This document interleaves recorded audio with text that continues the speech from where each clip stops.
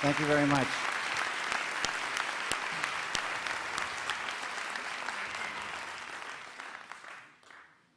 Good evening. Oh, Bobby Roth here, in the excitement, forgot to tell you that I don't have a planned speech. And there's 2 microphones for you all if you have questions on film or meditation or consciousness. You can ask questions. Microphone there and a microphone right over there. Anybody has a question? Or we can just enjoy the silence. It's kind of beautiful.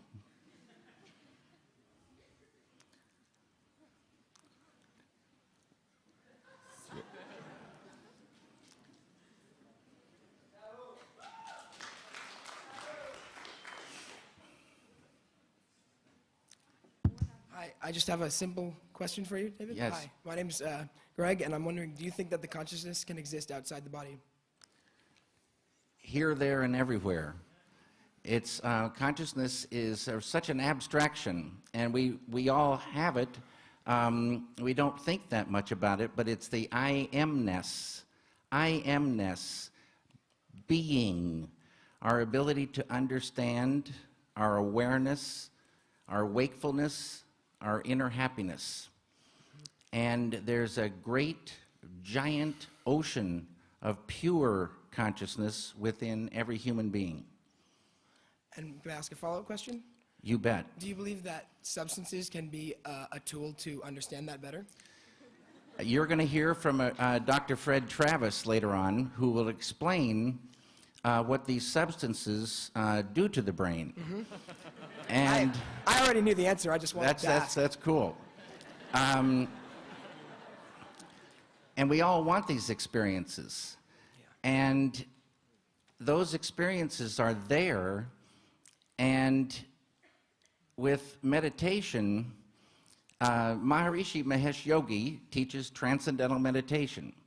And transcendental meditation is a mental technique that's easy to do, effortless, yet supremely profound, in that it allows any human being to dive within and experiencing subtler levels of mind and intellect, and to transcend and experience that ocean of pure consciousness. Now, what happens when you experience that? It's so interesting. When you experience it, you enliven it, you unfold it, and it starts to grow. Consciousness grows. So beautiful. And the end result of that growth of consciousness is enlightenment, which is the full potential of the human being. Such a beautiful thing. What is your name again? My name's Gregory. Gregory, such a beautiful thing it is. Thank you very much. Good evening. Thank you for coming. My name is Tim, and my question is, did Agent Cooper, That's good. did he practice TM, and will we ever see him again? A lot of people ask that now. He'd be the most likely one, probably. One of the things this field of pure consciousness is a field of knowingness, and it's like an intuition. So when you start experiencing it and it grows, intuition grows. And you know, Agent Dale Cooper had quite a good intuition going. And this is one of the things that I've found. I've been meditating for 32 years, and this thing for the filmmaker, this thing of knowing, and it's like an ocean of solutions. You dive in there, and these solutions come. You can see a thing, you can think and feel a thing, and see solutions to make it feel correct. Money in the bank for the filmmaker and for any human being. Hi, I'm Deirdre, and I actually had 2 questions completely unrelated, or maybe they are in your head. My first one was, could you describe your first introduction to transcendental meditation and your first experiences with that? And My second question was what your new film was about. Super. Awesome. There was a time when if I ever did hear about meditation, wasn't even curious about it. I had nothing against it, nor was I for it. I just didn't think about it. And if I did think about it, I think it was a waste of time. And then I remember this phrase: true happiness is not out there, true happiness lies within. And this phrase had a ring of truth to it, to me. But they didn't tell you in the phrase where the within was, nor how to get there. So it seemed like a very kind of mean phrase. And then I started thinking, wait a minute, maybe meditation is this way to go within. And so I started getting fired up. And they say at a certain point, we don't know when it hits us, but we become seekers. We start asking questions. We start getting curious. Who knows why this happens? But I started reading about things, asking questions, and it was about that time my sister called and said she had started Transcendental Meditation, and she told me about it. But as looking back, it was a change in her voice that I just said, I want that. And I went down and I learned it. And you learn how to meditate, and then you're taken into a quiet little room where you can have your first meditation. And I didn't have a clue what it would be. I just knew I wanted it. I sat down, closed my eyes, started the mantra, and boom, it was like I was in an elevator and they cut the cables and I dove into bliss. Beautiful, beautiful, deep bliss.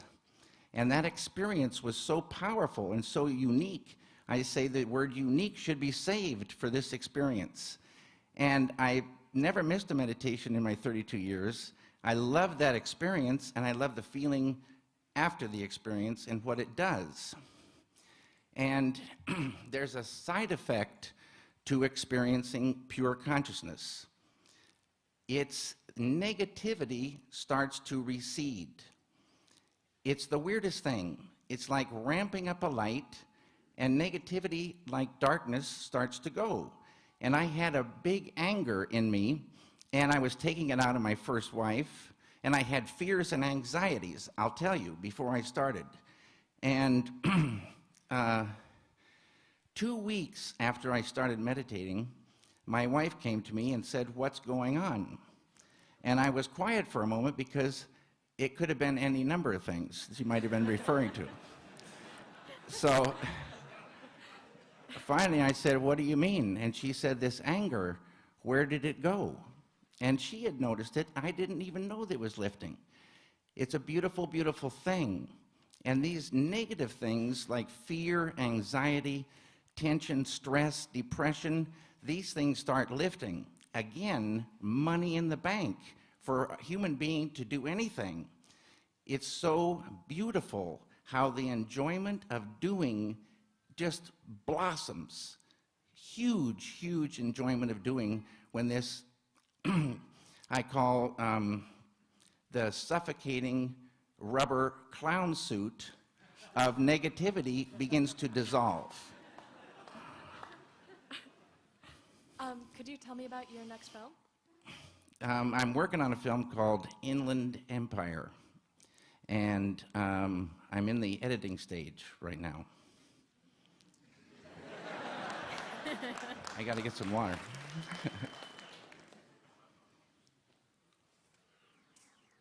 Hi, my name is Melinda, and I had two questions, actually. I was wondering, it's kind of a silly question, but I had heard that it was on a documentary about Star Wars, that George Lucas had considered having you direct Return of the Jedi, and what would you have done differently had you directed it?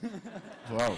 And also, the other is, if you find yourself in a place where you're not able to meditate, I understand that you probably get a lot of your ideas through meditation.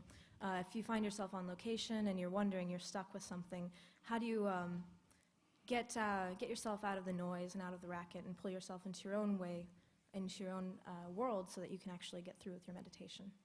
Well, you can find a place to meditate anywhere. You can meditate in an airport. Noise is no barrier. It's nicer when it's quiet. but I meditate before I go